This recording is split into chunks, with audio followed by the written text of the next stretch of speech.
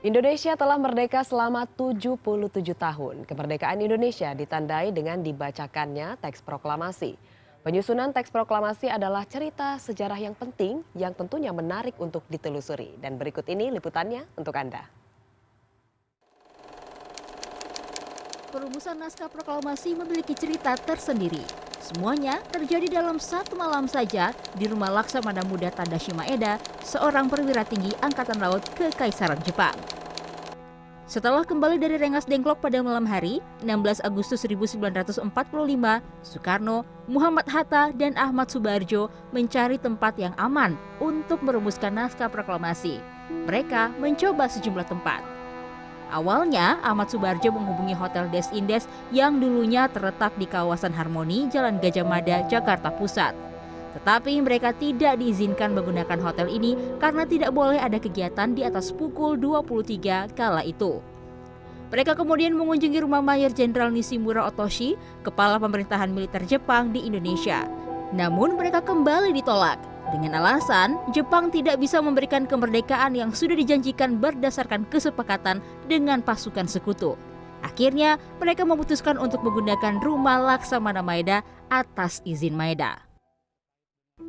Mengapa rumah Laksamana Maeda?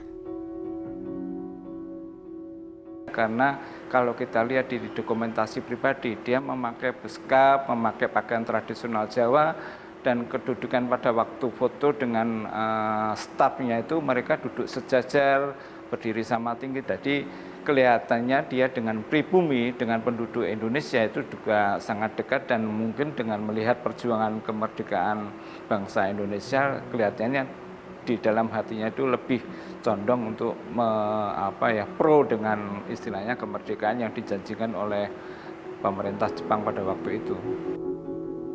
Rumah yang dibangun pada 1920 dengan desain Art Deco ini berperan penting dalam sejarah penyusunan naskah proklamasi Indonesia. Rumah Maeda di Jalan Imam Bonjol nomor 1, Jakarta Pusat, kini telah menjadi museum perumusan naskah proklamasi.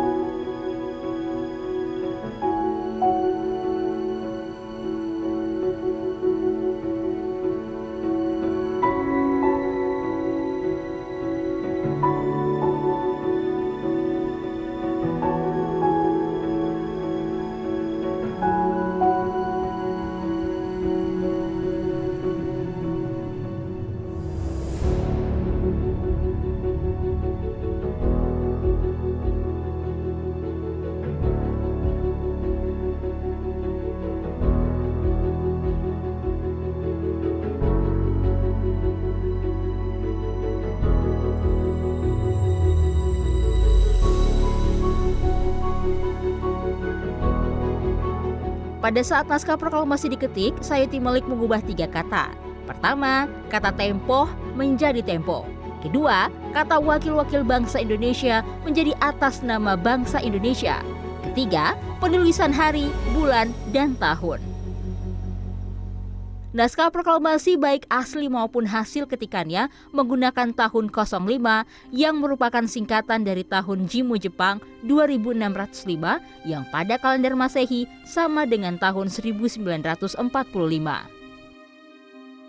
Perdebatan sempat terjadi dalam proses perumusan naskah ini. Para pemuda yang berada di ruang pertemuan meminta agar teks proklamasi bernada keras. Beberapa kata yang dimaksud adalah penyerahan, dikasihkan, diserahkan, atau merebut. Namun akhirnya dipilih pemindahan kekuasaan dan diselenggarakan yang dinilai lebih halus.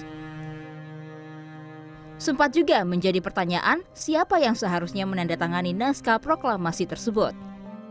Pergulatan dan pemikiran itu memang terjadi, dan kita tidak bisa memungkiri bahwa berbagai pemuda waktu itu sekitar 40 atau 50 pemuda yang hadir tentunya kan tidak dalam satu pemikiran ya. Itu tadi akhirnya ditempuh yang tadi secara musyawarah dan mufakat atas inisiatif dari beberapa tokoh pemuda, bahwa yang disetujui adalah Soekarno dan Hatta sebagai wakil dari bangsa Indonesia untuk menandatangani naskah proklamasi itu.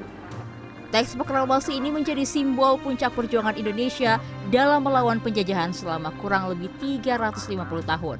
Proklamasi menjadi tanda bahwa bangsa Indonesia menyatakan merdeka dan bebas dari segala bentuk penderitaan akibat penjajahan.